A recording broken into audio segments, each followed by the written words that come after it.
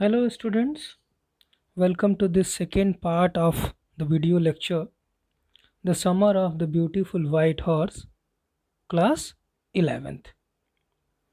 In last video we studied about the characters, especially Aram and Morad. Aram 9 years old, Armenian boy from Garglanian tribe, and Morad his cousin who is 13 years old. At the last we were studying about Uncle Khusro who has a punchline. What is his punchline? It is no harm. Pay no attention to it. Now, after that, let's continue. That was all. No matter what anybody happened to be talking about, it doesn't matter for him what other people are talking to him. He has only one answer. It is no harm. Pay no attention to it.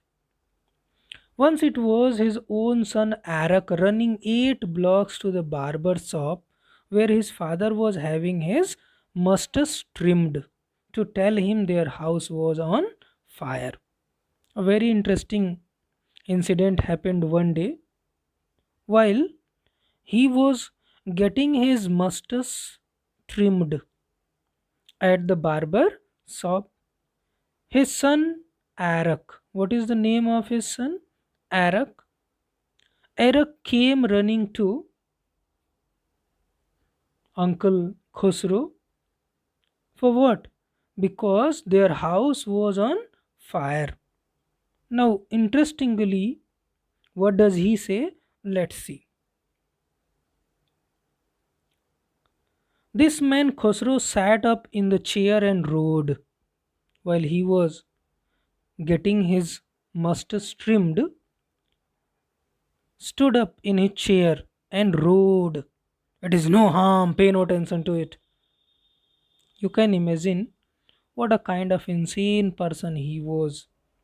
His house was on fire and he was saying, it is no harm, pay no attention to it. The barber said, Barber could not control himself. He said, but the boy says your house is on fire. Uncle Khusro got irritated. We rode once again. Enough. It's no harm, I say.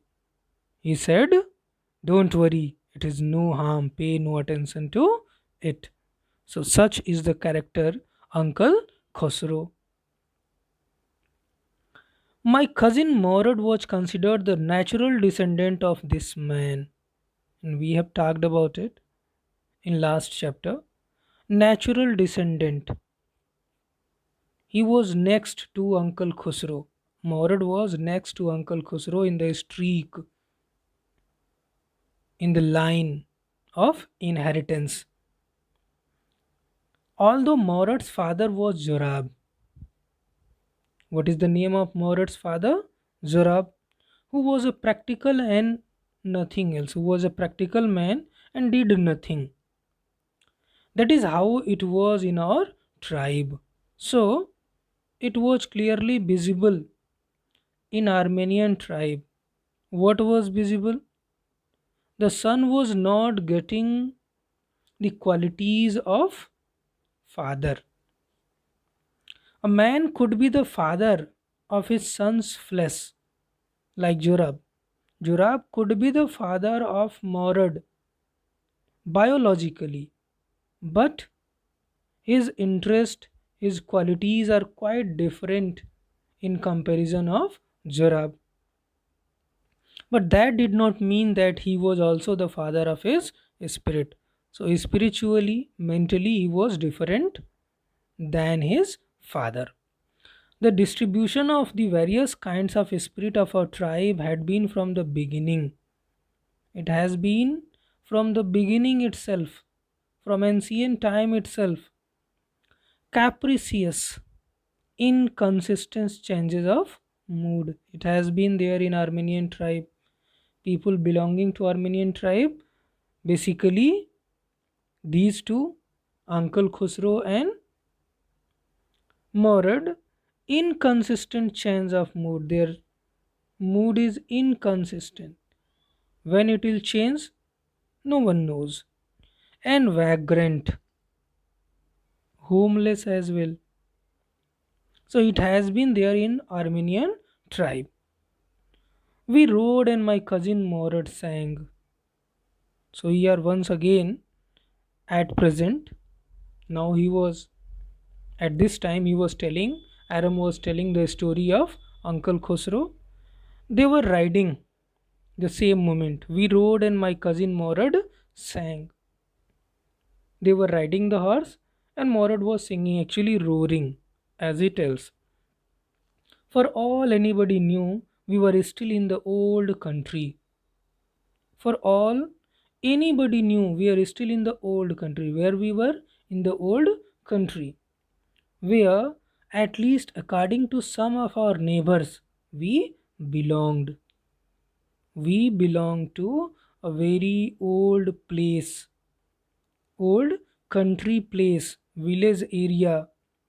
We let the horse run as long as it felt like running. So where were they now? They were in countryside and they let the horse run as fast as it could run. At last my cousin Morad said, at last Morad said, his cousin, Aram's cousin Morad said, get down, I want to ride alone. Now I want to ride alone. He said to Aram that he wanted to ride alone. So he suggested Aram to get down. Will you let me ride alone? I asked. Then I had the same desire. Then Aram had the same desire to ride alone. So bargaining with him, will you ride me? Will you let ride me alone? I asked. That is up to the horse, my cousin said. Get down. That is up to the horse. If the horse allows you, you can. Otherwise, I can't do anything. The horse will let me ride, I said. Then Aram said, no problem. I'll manage. The horse will allow me to ride. We shall see, he said. Don't forget that I have a way with the horse.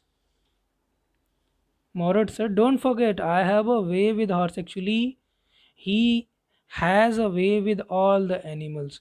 He can deal other animals very well.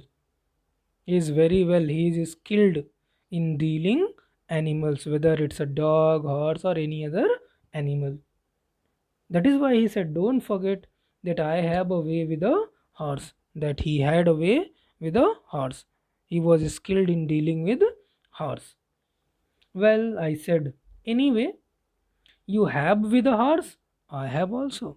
If you have a dealing with horse, if you can deal with the horse, I can too. I have the ability to deal as well. Although he was wrong.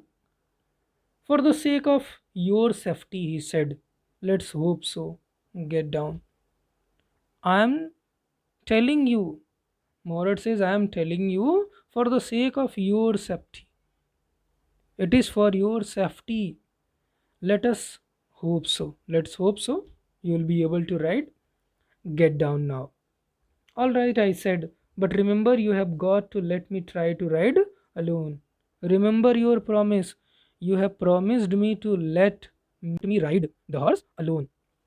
I got down and my cousin Morad kicked his heels. So Aram got down the horse while Morad kicked his heels into the horse and shouted, Vazire, run. So he shouted, he named the horse as Vazire and shouted, run, by kicking his muscles. The horse stood on its hind legs.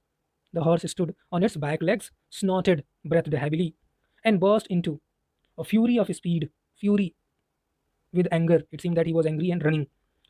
Fury of speed, that was the loveliest thing I had ever seen. And that scene was loveliest for me that I had ever seen. Whose words are these? Who says so? Aram says so. This scene was loveliest for Aram. My cousin Morad raced the horse across the field of dry grass to an irrigation ditch.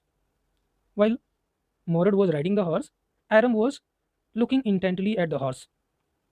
And he found Morad raced the horse across the field of dry grass to an irrigation ditch, irrigation canal. Crossed the ditch on the horse. jumped the ditch, crossed the ditch, and 5 minutes later returned, dripping wet.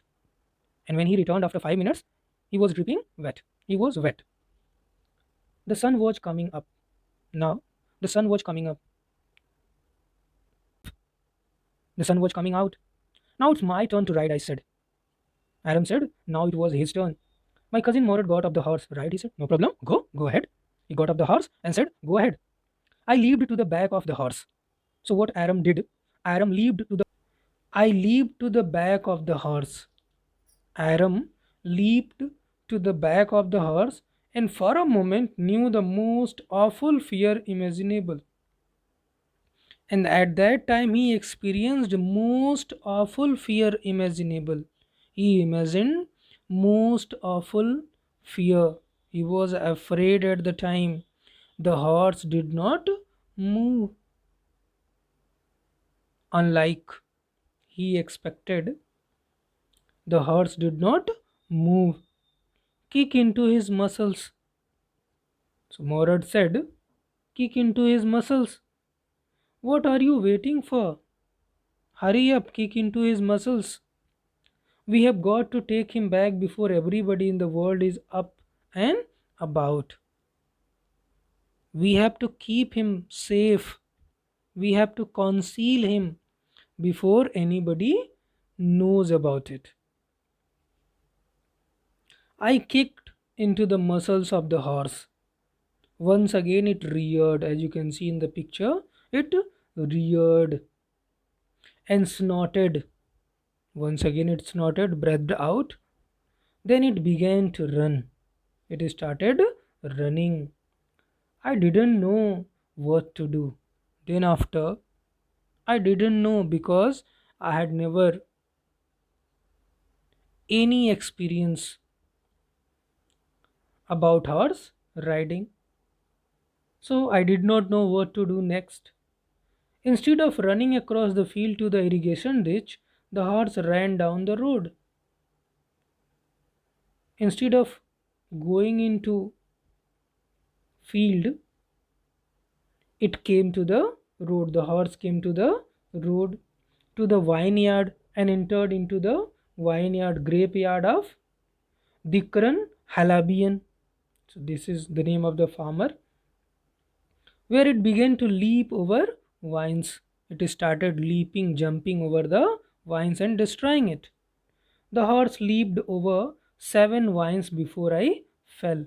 So it leaped over 7 vines, and after that, Aram fell down. Then it continued running, and then after it started running while Aram was falling there. My cousin Morad came running down the road. At that time, his cousin Morad came to the place, came to the road running. I'm not worried about you, he shouted.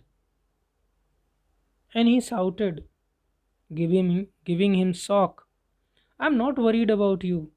I don't care about you. We have got to get that horse.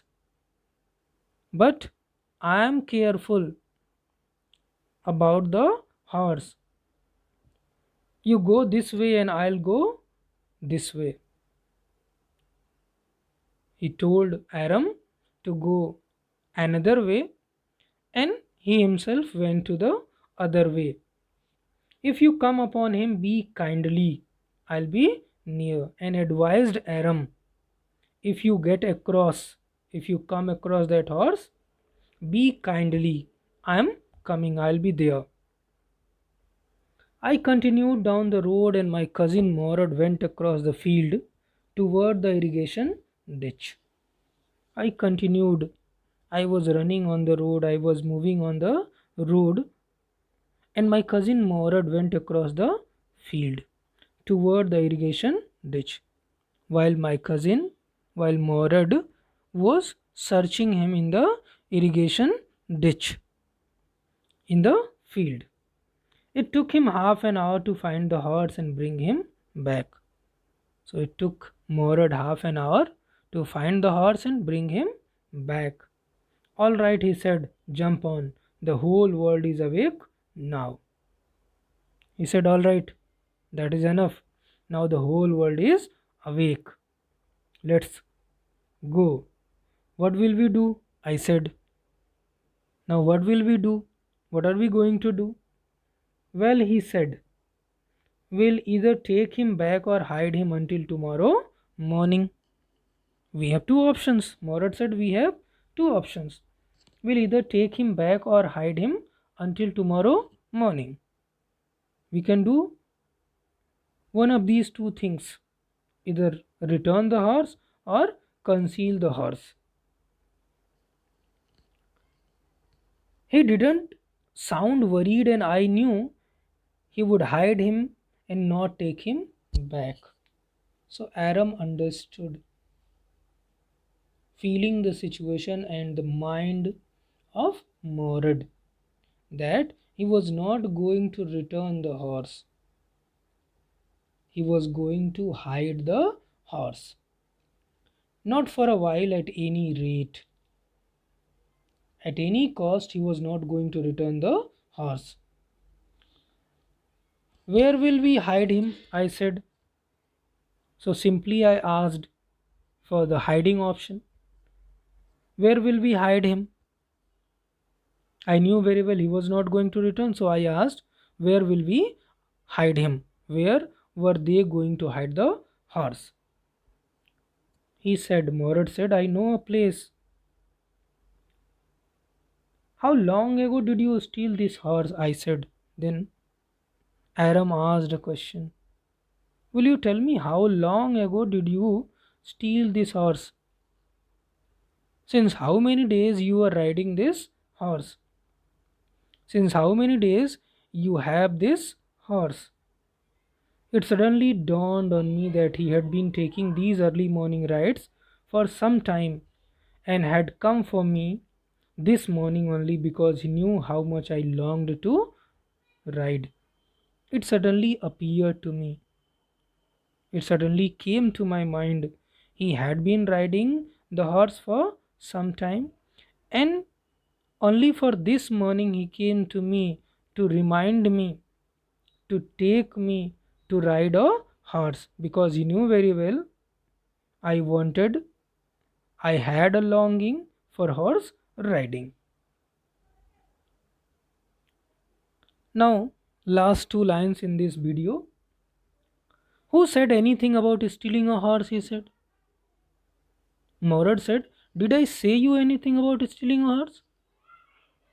It's not stealing. Don't ever speak like that. Who said you about stealing a horse? Anyhow, I said, how long ago did you begin riding every morning? Okay, no problem. Just tell me one thing. How long ago did you begin riding every morning?